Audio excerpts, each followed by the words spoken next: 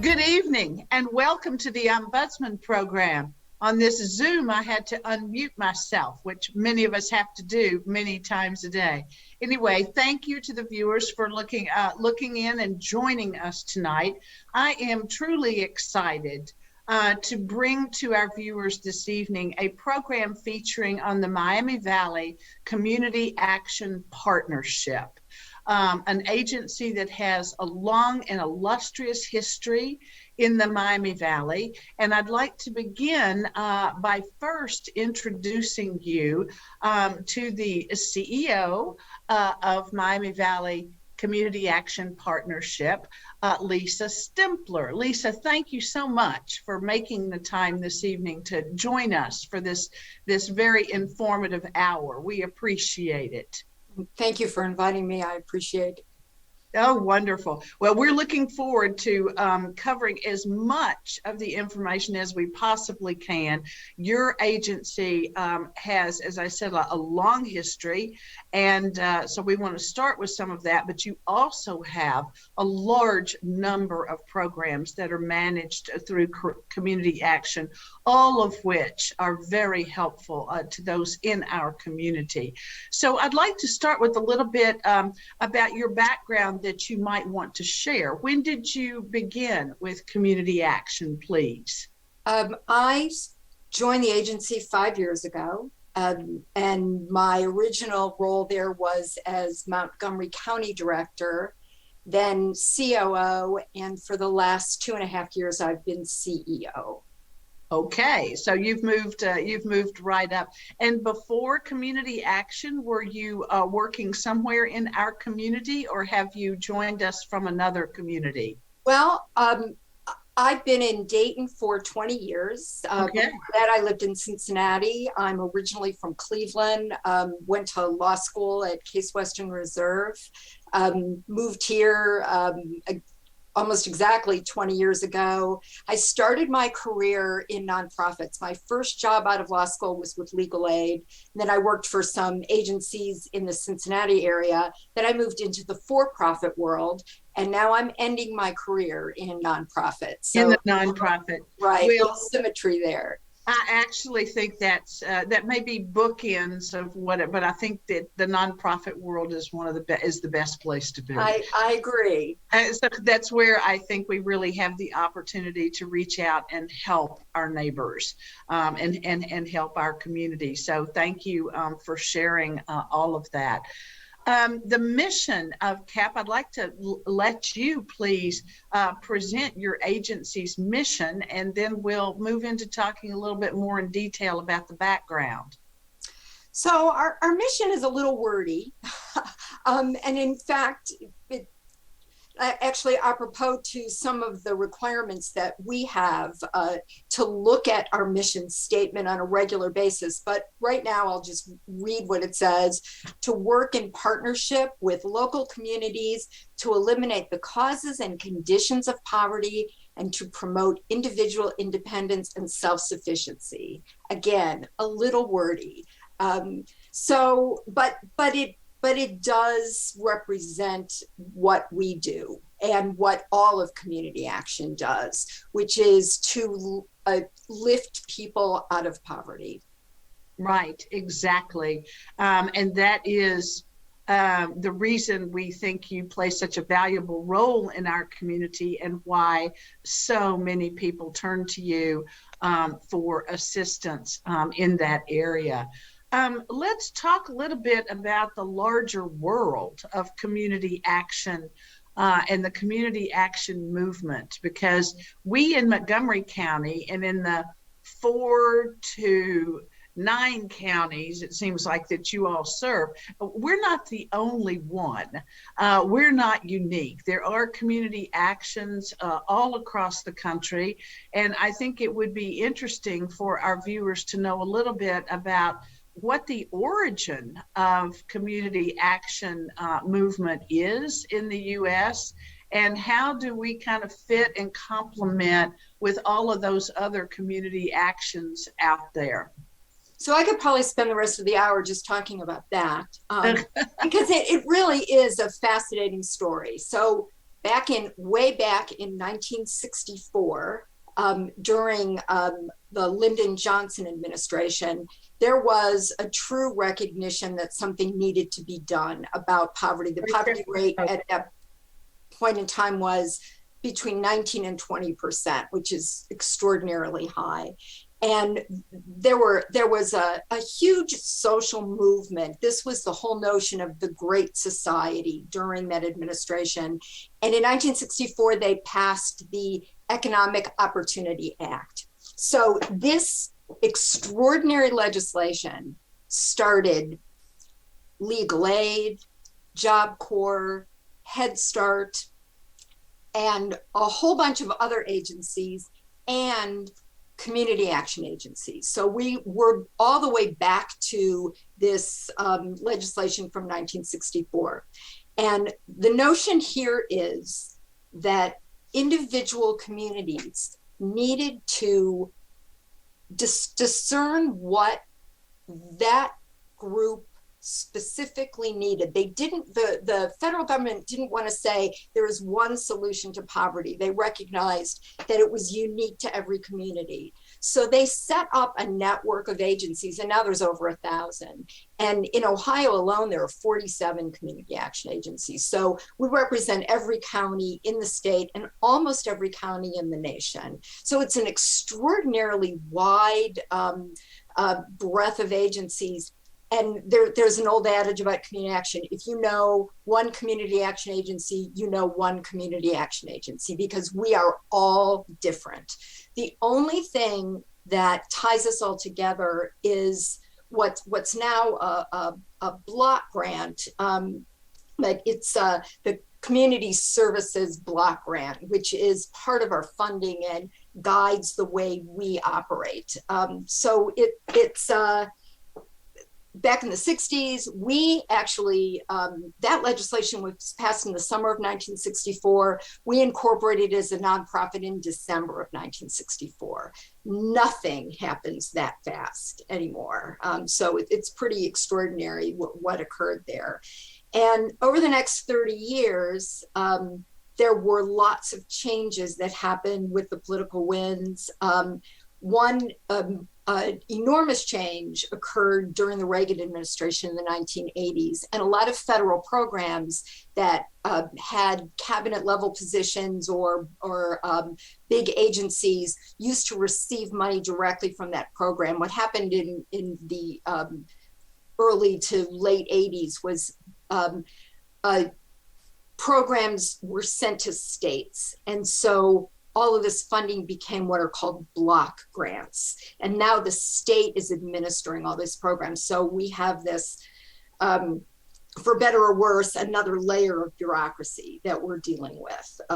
And that's the system that is still in place today. I see. Well, that's, as I said earlier, a very long history.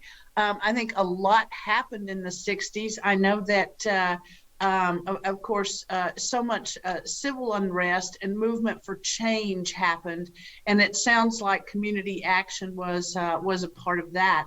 And even with our agency at the Ombudsman Office, a portion of our agency was legislated during that time in the 60s as well, the long-term care ombudsman program, which did not happen as fast as what you mentioned, to be incorporated and become your own agency within a matter of months. Right, it took a matter of years for that program, even though the impetus for that was kind of in that era of let's solve these problems that our American neighbors are suffering. So I think that that's really very important, and I think an admirable mission to have today.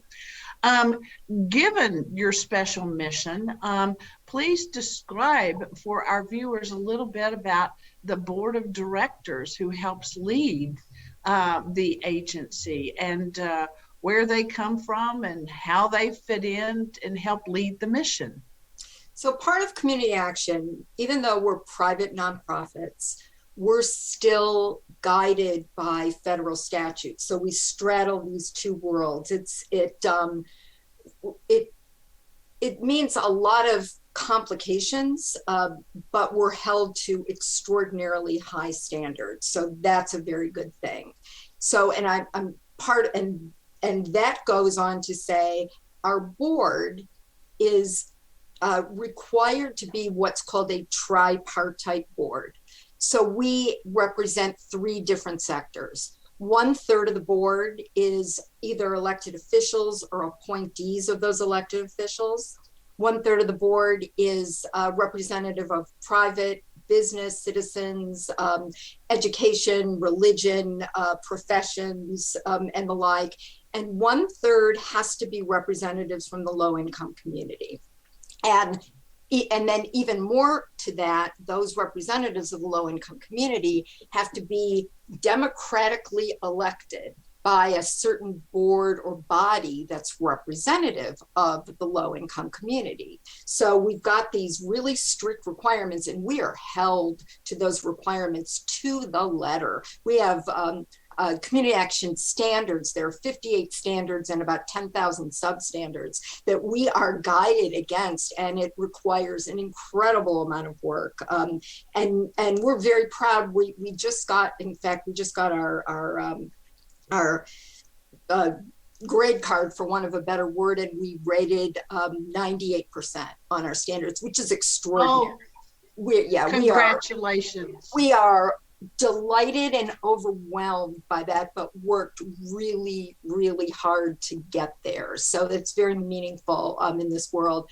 So then, to complicate matters, because our agency represents 4 counties, and we have what's called a delegate agency, so we're basically 5 counties, we have to have representatives from each one of those counties. So we've got this tripartite board, and then representatives from Montgomery, Greene, Darke, Preble, and Warren County, which is our delegate agency. So it's a chore to make sure that we meet those requirements.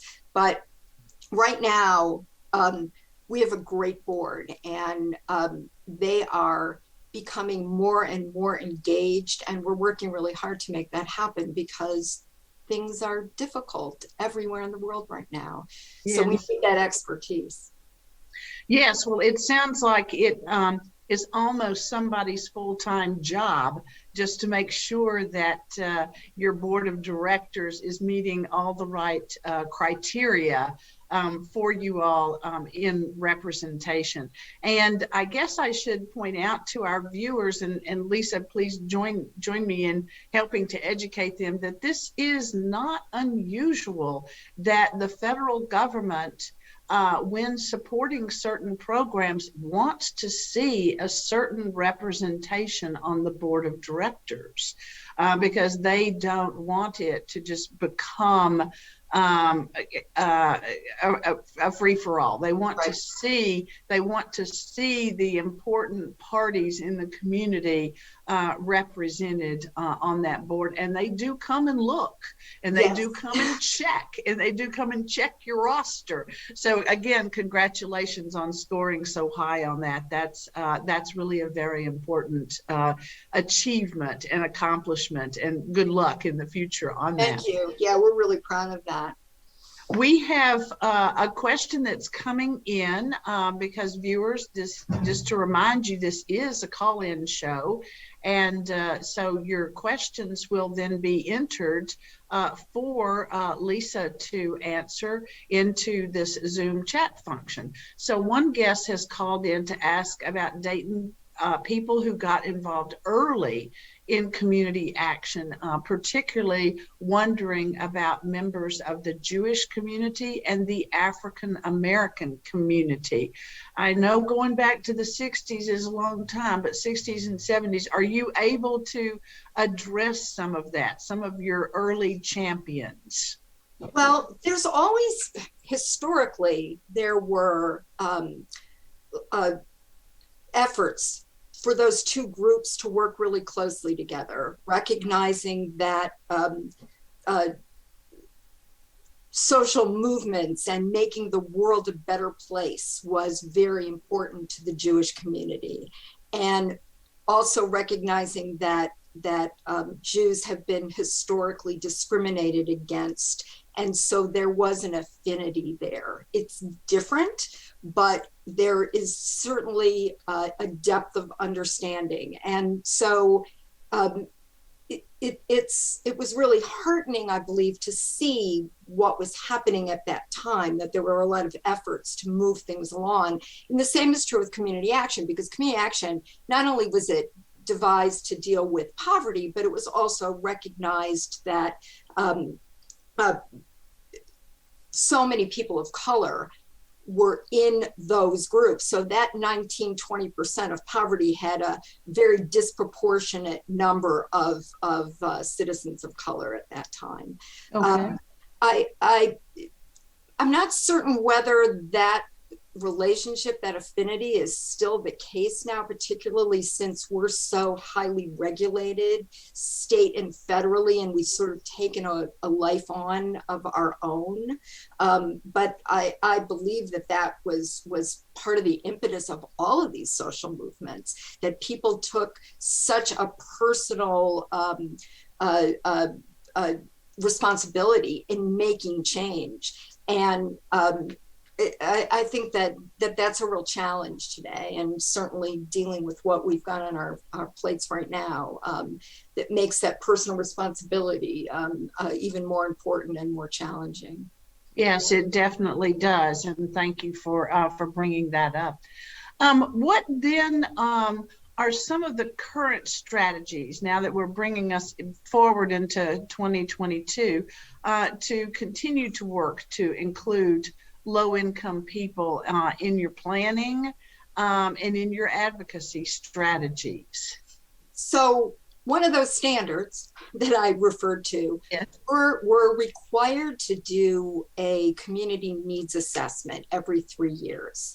And this is a very complex and large process where we use a variety of different tools, focus groups, surveys, meetings with partners, with stakeholders, with customers, to determine the needs of the community. And that's actually written into the whole notion of community action, that we assess those community needs and then we devise our programming to meet them, and that we have to be nimble and we have to look at what's best today, because what's needed today may not have been what was necessary 5 years ago or 5 years in the future. And so much of that is looking at what our customers tell us. So a good example of that is 5, 6, 7 years ago, one of the things that we heard consistently from our customer base, and we serve around 15,000 households a year. So it's a very, very large number of folks that we're dealing with annually, that they were experiencing, barriers to employment. But those barriers were, I don't have a driver's license because it was taken away due to issues that have nothing to do with my driving record. Or I have a record that is now affecting my ability to get a job.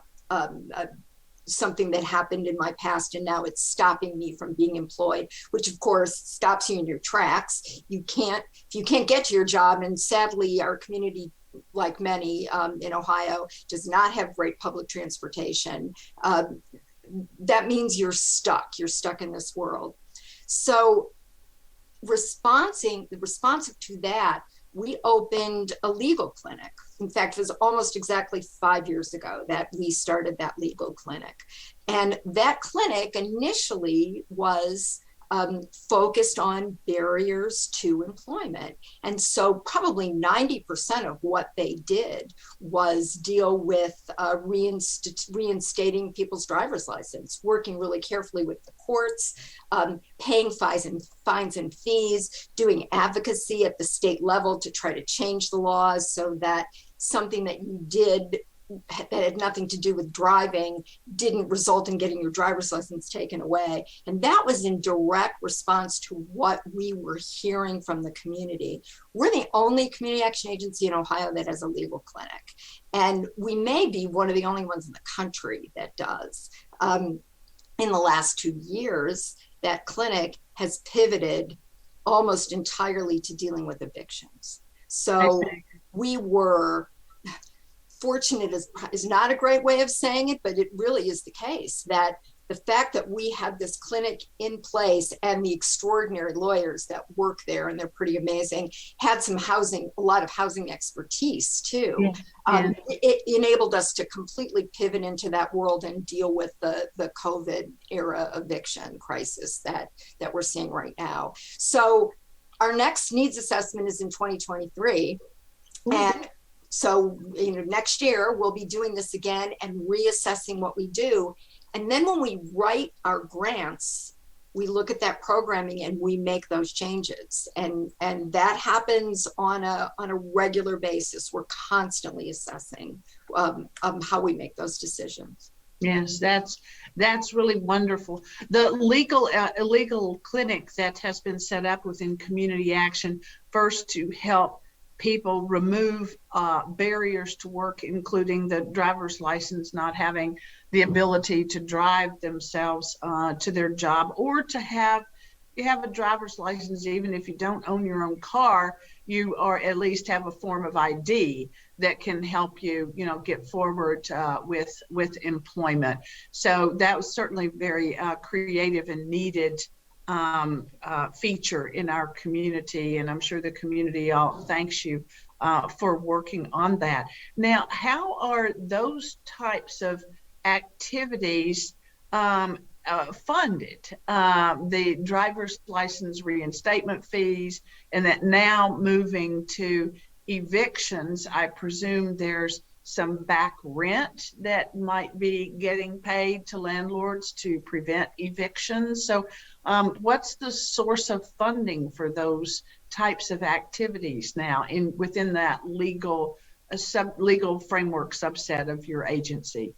So this is a question where we can get into the weeds again for probably the next 20 minutes. We used to, pre-COVID, have 3 large funding sources. One was the Community Services Block Grant, acronym is CSBG. Took me 2 years to be able to say that without saying in my head, Community Services Block Grant. But so that's a large amount of funding every 2 years. It's about a little over $4 million. And it's a very unique funding source, because not only does it allow us to determine programming and pay for programming, but it also allows us to do a lot of things that enables an agency to be an agency. All the backroom infrastructure types of activities that no one ever wants to fund. So right. Things like this needs assessment, which you need people to do it, you need technology, you need all kinds of support. But you can't go to a funder and say, give me some money to do a needs assessment. We're required to do a strategic plan every 5 years, another one of those standards. It gives us money to do that. So a chunk of that grant allows us to use the money for those kinds of functions. And then we say, what are we going to do with our programming with CSBG? So this year, we just started a new CSBG cycle in January. So it's a 2-year cycle. So it pays for part of the legal clinic.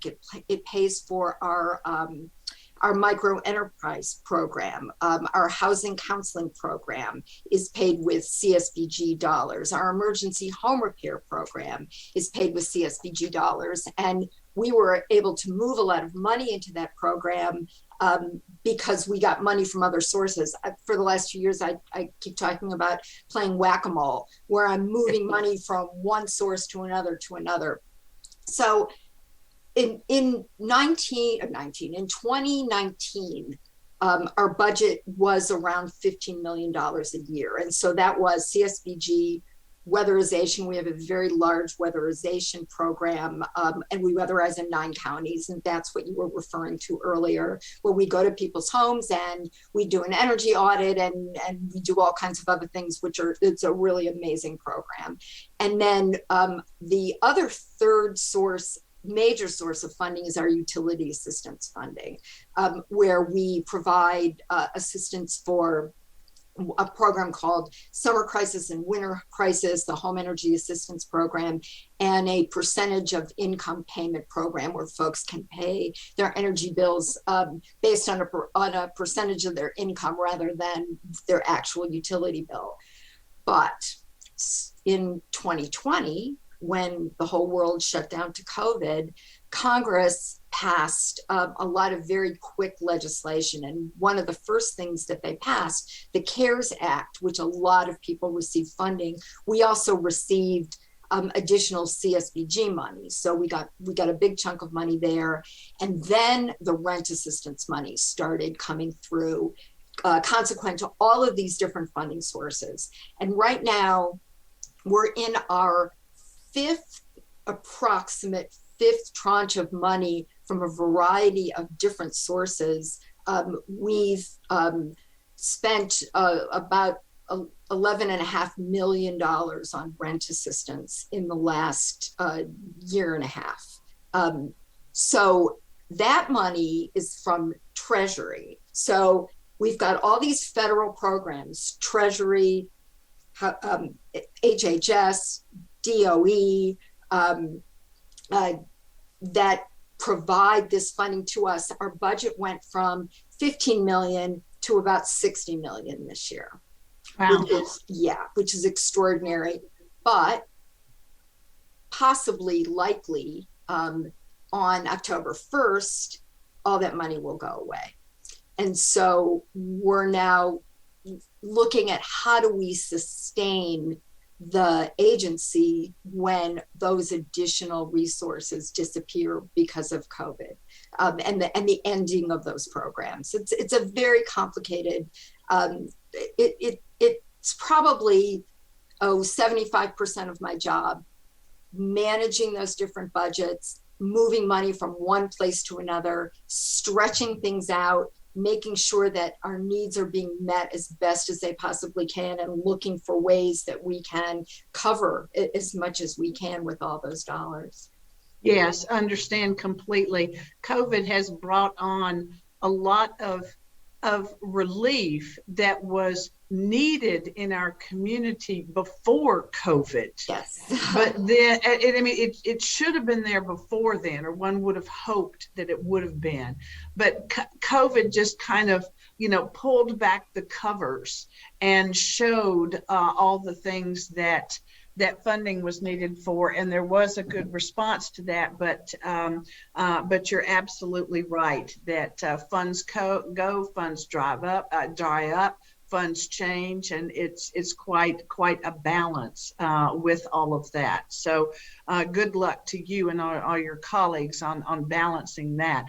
I want to go back and touch on some of the programs that you mentioned in kind of the overview, because they are so important for people to know about.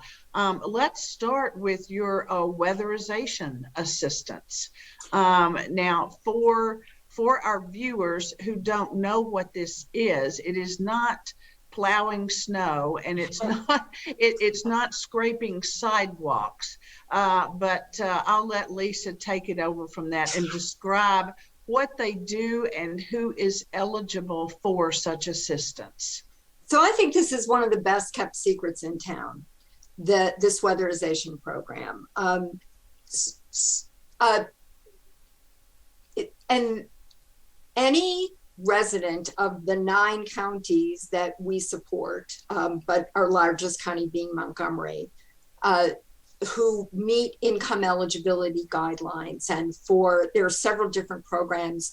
The lowest eligibility, and this is something else that's very complicated, and we could spend a lot of time talking about devising eligibility requirements. But right now, it's 200% of the federal poverty guidelines.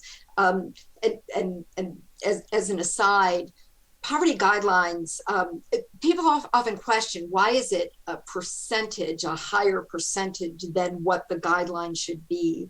And those guidelines were originally determined around the same time that community action started, so around 1963, and they're still the same as they were, just adjusted for inflation. So we're going back now almost 60 years, looking at criteria that is totally different than what we're dealing with today. They didn't even factor in housing costs at that time, or medical care, or child care. So it's really a very skewed notion of eligibility, which is why you've got these crazy percentages, because in my agency right now, we've got 150%, 175%, 200%, 300%, depending on the program, which also is quite a challenge. So weatherization, the main weatherization program is 200% of poverty, but we also have a program from Vectron, Centerpoint Energy, and another one from AES. And the Centerpoint program, you can be up to 300% of poverty, which really opens the door to making this program available to a lot of folks. So what happens is somebody applies for assistance. They do an energy audit, which is a very detailed determination of what your home needs. What are the leaks in your house? What's the status of your furnace? What kind of insulation? What does your roof look like? What about your windows? And then once they do that energy audit, there's a determination as to what we can and can't do within the purview of the funding that we have, and there are certain requirements about the average amount of money that we can spend. Again, we won't go into that because it's another details. Right, for another day. Usually in Montgomery County, there's at least a 1-year waiting list. Right now, there's a 1-month waiting list. That's remarkable. It is remarkable. We need people to go to our website and put in an application. MiamiValleyCap.org is our website. You can apply right online, or there's a phone number that you can call. And within about a month to 6 weeks, you can be in line for weatherization. And it's thousands and thousands of dollars worth of assistance, which is remarkable. We even will replace furnaces if the need is there, which a furnace alone for anybody is a huge investment. Yeah. Right. And it's a huge stress on your income. But if you are living under the poverty level or week to week, and you can barely afford to maintain anything, having to get a new furnace can be completely disaster for a family. So these are the things that drive people out of their homes. That's precise. That's correct. This is what makes people homeless. Yeah. So here we have this great weatherization program, and that feeds right into our utility assistance program. So we have these different programs that people can apply for. But if we're going to spend precious government funding, our money, we have to be really good stewards of our money. And whenever we bring in new staff, I always talk to them about that, how important it is, because this is our money that we're spending, right? This is not somebody else's money. If we're going to be helping folks with utility assistance, doesn't it make sense that we have a home that's much more energy efficient? So this is part of the whole notion of not just band-aiding what people can do, people need assistance, and especially now more than any time, they need that kind of instant help. But we also need to make things better. So by weatherizing a home, you're now lowering the energy burden, which means over time, hopefully somebody will no longer need the assistance because they'll be able to manage it on their own. So these programs work really closely together, and there's so much evidence of how effective this is, which is one of the reasons why there's a lot of weatherization money in the new infrastructure bill that was just passed, and we're really excited about what that's going to look like, and the difference that that's going to make.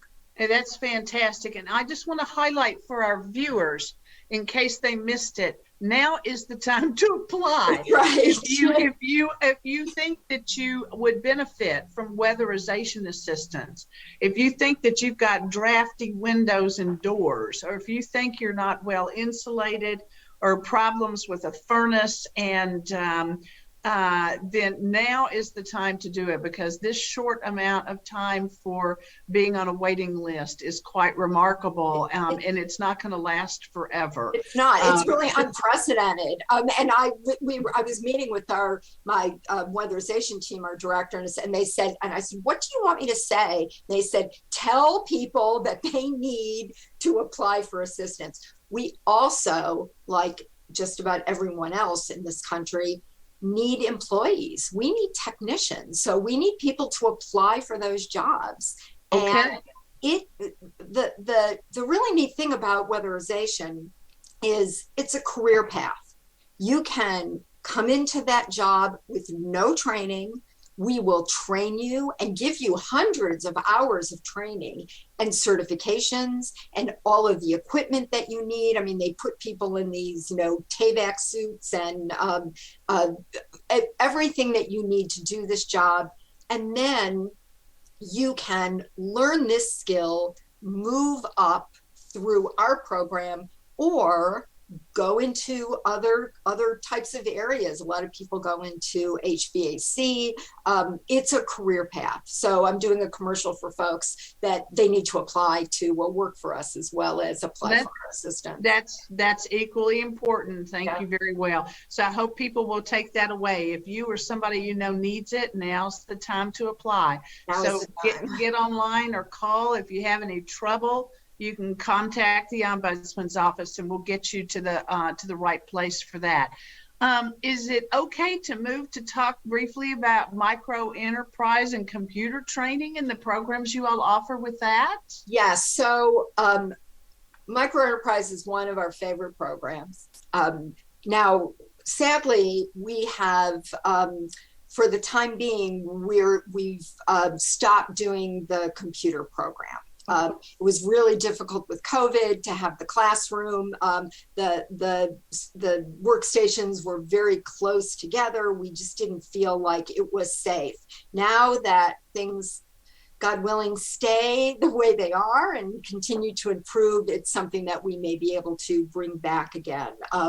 But we're really focusing our energies on micro enterprise. And we've had a micro enterprise program for decades, and it's been really, really successful. And now it's one of those things that it's even more necessary than ever. Just like you were talking about earlier, the pandemic opened people's eyes to these extraordinary inequities of folks that are living in poverty. So many of us, including myself, when COVID happened and we closed our agency to send people home, I didn't skip a beat. I can sit in front of my computer and work 20 hours a day, sadly, often the case, but it didn't affect me because I have the kind of job that I can do it remotely. But so many folks do not and did not. So they were either unemployed or they're forced back there to be those people that are online and in that first line of COVID. Which I think is one of the reasons that have left people to leave jobs and to start to reassess what they want to do and to try to take control of their own lives. And that's where micro enterprise comes in. So there's a lot of interest in supporting folks in developing their own business and developing their skills. And there's a lot of micro enterprise programs around. But what differentiates our program is that in that program, they're actually developing a business plan. And at the end of the program, they have a plan that they can take to the bank. So this is pretty unique, and we've had support from a whole lot of different entities over the years. Lysandra James is running our program. She's been doing it for a very, very long time, and she's pretty brilliant at it.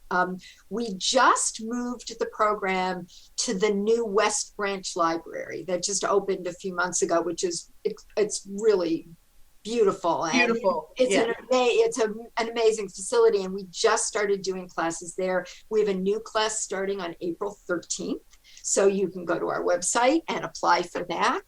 And so this is my most exciting thing that we're doing. So in September this year, we're having an event that we are calling Cap Tank, because we can't call it that big fish tank that people are well aware of. So Cap Tank is going to be current and former micro enterprise participants that are going to take their ideas in front of judges and present them, and we'll see what happens. And it's going to be either the 8th or the 10th of September. We're still fixing on that date and starting to secure sponsors, hopefully working with the Chamber of Commerce. We have a lot of banks that have been extremely supportive to that program and have given us money.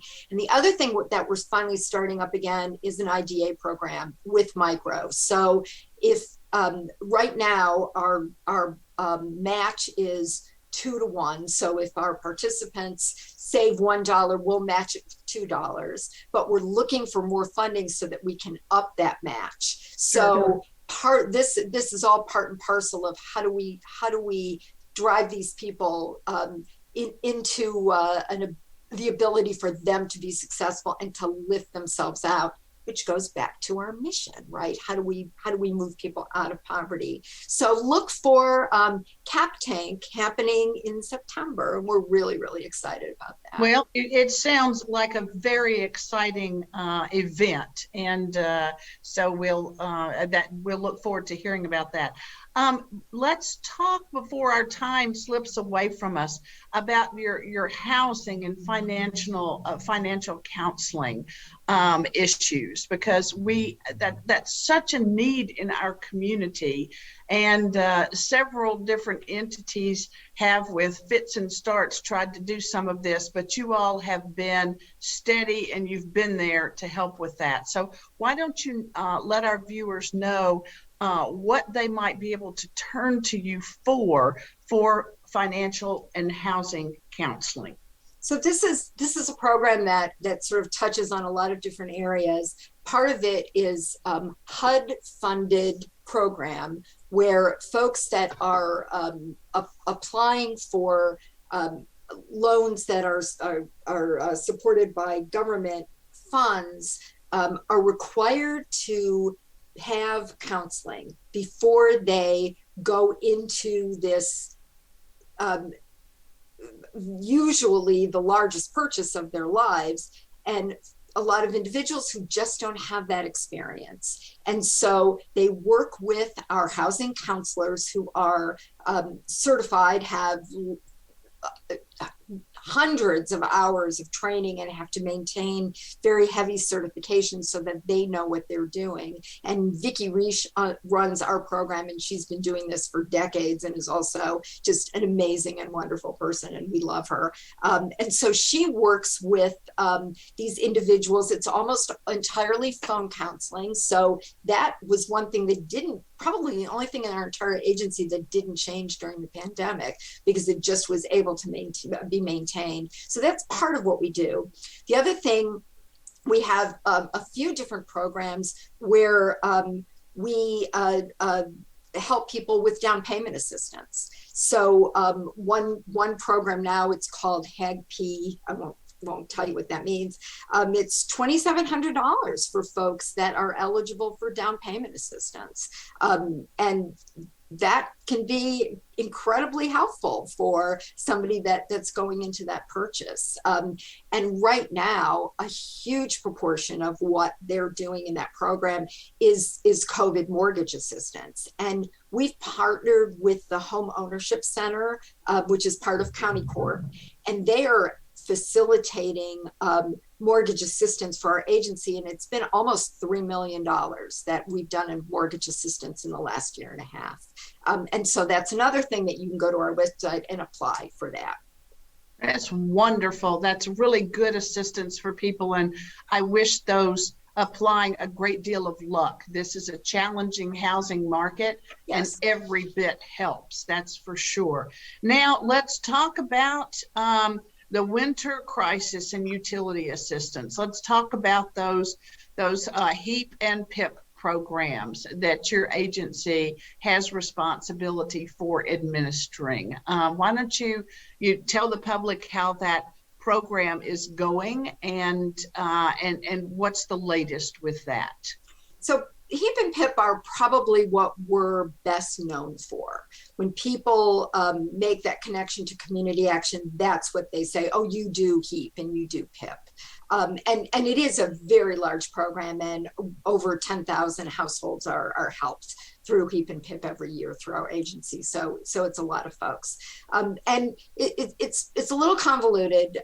There's a period in the winter from November through March that's called winter crisis, a period in the summer from July through September that's called summer crisis.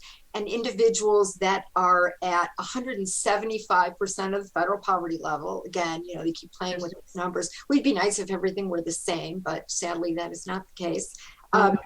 Apply for assistance, and there are two components now to both summer crisis and winter crisis. There's a certain dollar amount that people are given towards their outstanding utility bill. And now, because there's so much, again, extra COVID money, there's an additional benefit that they're awarded. So they will come in and they'll apply for assistance. They'll get that amount, and then they'll get another amount that's assigned to the state that goes directly to their utility bill. So none of the assistance that we provide goes directly to the individual that's applying. It's always going to a third party, with the exception of a little bit of COVID assistance, but that's a real anomaly. And I think that's important that people understand that we're not handing people cash. It's always going through the appropriate party that needs to be paid. And then the PIP program allows people to pay out their utility bill based on a percentage of their income. And it's, if you're heating with gas, it's 6% of your income. If you're heating with electricity, it's 10% of your income, but it can be as low as $10 a month. And if you pay every month the amount of PIP that you're supposed to pay, it will subtract from your balance. So at some point, you could actually zero out, which is the goal for everyone. And what's been great with all this utility assistance money that we have available through COVID is that we've been able to zero out a lot of folks and get them to that place where they'll be able to sustain now. Perhaps they'll be able to get off of this program. But this is where we always look for people to get into weatherization, and even people that rent can be weatherized. So we can work with landlords because that makes a difference too, especially a lot of our housing stock sadly is not in great shape. And a lot of folks that are renting are in situations where they're dealing with properties that are not in the best of shape. So that's the key. All of these programs work together, or at least we make an effort to do that, so that when someone comes to us for any kind of assistance, we look at, you came in for X program, but how can we help you with Y and with the Z? And where else can we send you in the community so that we're doing everything we can to support you in those ways? Yes. And that's very important because people don't always know what to ask for. They may know what they need in the way of HIP or PIP, but they may not always know about eligibility for the others. We had a couple of questions in the chat. Most of them, I'm happy to say that you've covered in your conversation. We will come back to asking about your partnerships, but how is your agency operating now with respect to the pandemic? Are you in offices now? Are you working a hybrid model? How's that working for you all? It seems like everyone is trying to manage this a little bit differently. So what's happening with community action in that regard? So we had been, well, in Montgomery County, we were entirely remote for most of the pandemic. We had hoping to reopen our doors in January, and then Omicron decided to rear its head.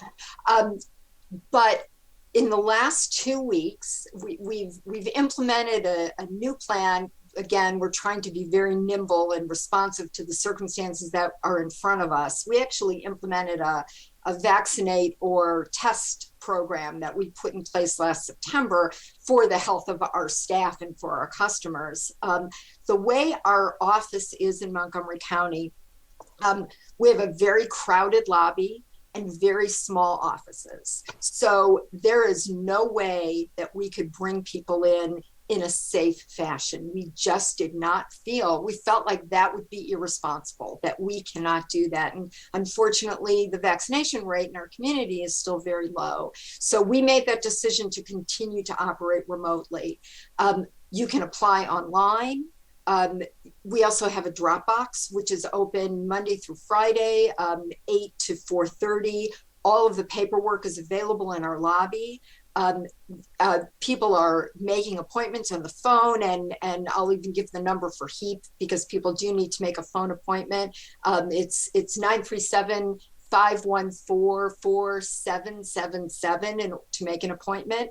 And we're actually having finally, it's taken a year. We started doing this a year ago to have a drawer installed in our front lobby so that people can come in, like a bank drawer, so that they can bring paperwork and speak to somebody. But we're bringing people back in the office, and we're expecting that within the next few months, we'll be bringing customers back in and having those face-to-face appointments, because for a lot of folks, that's really necessary, and needing to have walk-ins again, because not everybody has control over their lives. And so that's in the works right now. Right.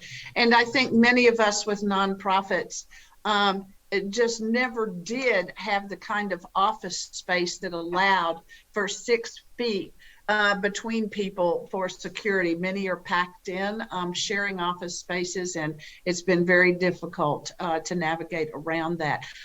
We don't have a lot of time left, so very quickly, could you just say what you think the viewers should know about the partnerships with which you are working in order to achieve your very important mission?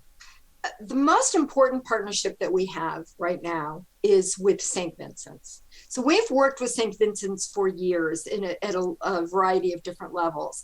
But since the pandemic, we have developed this extraordinary close relationship with them, to the extent that we have a supervisor who we basically have borrowed, and she's housed in our agency. And she supervises this group of the most extraordinarily committed, remarkable volunteers that help people through the rent assistance process. We are a transactional agency, but these folks need hand-holding. They need someone to listen to their story. They need somebody to talk to them, to help them through this process. And these St. Vincent's volunteers have filled that unmet need in the most remarkable way. And I cannot say enough about how remarkable this partnership is, and that we are going to continue working with them, and even after COVID, because it's just been such a wonderful thing. That's wonderful. It's been great. When these work, and very valuable, and of course we have a high value on volunteers, and so does St. Vincent's, and that's just really excellent. We are about to be out of time. I promised you a couple of minutes for closing remarks. I'm going to have to cut that really short. So like in 1 minute or less, please, Lisa, give us your closing remarks. Thank you so much. You know, what I said before about the pandemic ripping the blinders off of folks. So many of our neighbors are living paycheck to paycheck, week to week, struggling, and this pandemic leveled the playing field. We have to recognize that even what you see on the outside, you never know what's happening in somebody's household, and what could look good from the outside may not be the case, that we have to support our neighbors, be open, non-judgmental. People are in this system asking for assistance that have never had to do that in their lives. That's not a happy thing, but we are thrilled that we can be there to help them. And it's been an extraordinary ride for us. And we appreciate the patience of the community when we quadrupled in size in a minute, just like everybody else. But we've done a lot of amazing work, and I have the best team in the world, and I couldn't function for 1 minute without them. Well, excellent. Thank you very much for all of the good information tonight. And I want to thank the viewers for watching and for the questions that came in for us this evening. Lisa, it's been a joy to have you on, learn more about community action, and thank you very much. Good night. Thank you.